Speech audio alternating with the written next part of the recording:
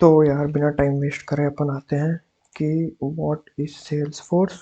तो sales force क्या होता है, पहला वीडियो है, ठीक है। और मेरा नाम अभिषेक गुप्ता है, कोड बस अपना चैनल का नाम है। तो यार देखो, कोई भी अगर आपको पूछे कि सेल्स फोर्स क्या होता है, तो सबसे पहले मानो कि सेल्स फोर्स अपनी एक कंपनी है। अगर मैं यहाँ पे दिखाऊं आपको कि सेल्स फोर्स यार एक गूगल जैसे एक बड़ी सी कंपनी है, ठीक है। इसने एक प्रोडक्ट बनाया जिसको जिसको सेल्स फोर्स ही बोलते हैं। तो अगर मैं देखो, सेल्स फोर्स एक cloud based customer relationship management, जिसका शॉर्ट फॉर्म सीआरएम प्लेटफॉर्म है, जो कि दूसरी कंपनियां अपने कस्टमर के साथ बेटर इंटरेक्शन के लिए मतलब करने के मदद करती है। मान लो जैसे कोई कंपनी बी है, जैसे मान लो ये कोई बड़ी कंपनी बन गई, ठीक है। कोड बस, इसके मान लो लाखों मेरे पास यूज़र है, ठीक है इसके। तो अब मैं इनको कैसे मैनेज करूँगा? तो जब जब यहाँ तो इसको मैनेज करने के लिए ना मैं यूज़ कर सकता हूँ सेल्स फोर्स का प्लेटफॉर्म, जिसकी वजह से मैं जहाँ पे मुझे बहुत कुछ चीज़ें मिलेंगी। कैसे कि कस्टमर के साथ में अपने कैसे इंटरेक्शन कर सकूँ, जैसे मार्केटिंग ऑटोमेशन। जैसे कंपनी में बहुत कुछ ऑटोमेशन करना रहता है ना, जैसे मान लो गूगल है, तो अब हर दिन उसका वो वहाँ पे चेंज होता है, यहाँ पे मतलब ये गूगल पे। तो ये जो भी है इसका यहाँ पे हर दिन यहाँ पे लोगो उसका चेंज होता है। तो अब ये सब चीज़ें यार ऑटोमेशन से होती हैं, ठीक है। जब आपकी कंपनी बहुत बड़ी हो जाती है तो हमको बहुत कुछ चीज़ें ऑटोमेशन चाहिए रहता है।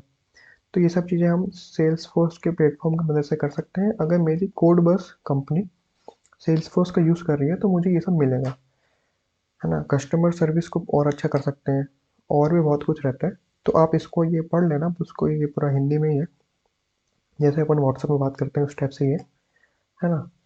तो इससे क्या समझा अपने को कि सेल्स फोर्स ने एक प्लेटफॉर्म प्रोवाइड किया है, क्लाउड बेस मतलब कि ये गूगल पे ही मतलब आप इसको लॉग इन कर सकते हो, कुछ आपको कोई दूसरा सॉफ्टवेयर डाउनलोड करने की ज़रूरत नहीं है, ठीक है ना। जैसे सॉफ्टवेयर, जैसे मान लो मैं अब ये यूज़ कर रहा हूँ स्क्रीन रिकॉर्डिंग के लिए ओबीएस, तो इसको मैंने डाउनलोड किया है, तो ये क्लाउड बेस अभी के लिए तो नहीं है, मतलब होगा भी, लेकिन ये जैसे मैंने ये सॉफ्टवेयर डाउनलोड किया है ना, तो ये लेकिन क्लाउड बेस है। इसके लिए कोई सॉफ्टवेयर डाउनलोड करने की ज़रूरत नहीं है। वहाँ पे अपना अकाउंट बनाओ और काम करो, ठीक है।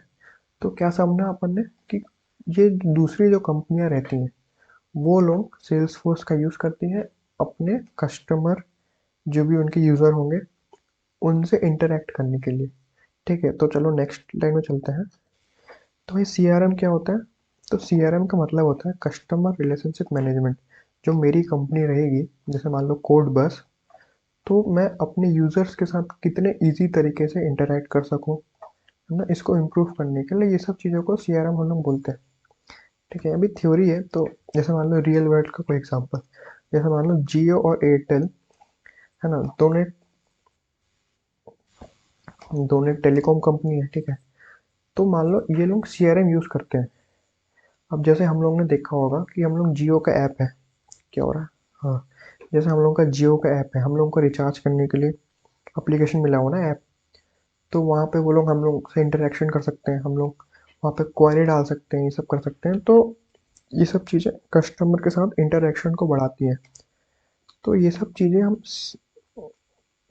ईमेल, जैसे मान लो आप, कैसे बताऊँ, जैसे मान लो हमको कभी कभी बर्थडे का आता है ना, मैसेज कि यार आज आपका बर्थडे है, हैप्पी बर्थडे, गूगल की तरफ से जीमेल में, कि यार अभिषेक आज का बर्थडे है। तो वहाँ पे कोई मैनुअली टाइप करने नहीं बैठा है मेरे लिए कि आज अभिषेक का बर्थडे है तो चलो उसको 12 बजे विश कर दे। ये सब चीज़ें वहाँ पे ऑटोमेट हो चुकी हैं। तो इस टाइप से हम लोग चीज़ों को ऑटोमेट करते हैं, और ये सब चीज़ें कहीं ना कहीं सीआरएम का यूज़ करके हम लोग कर सकते हैं।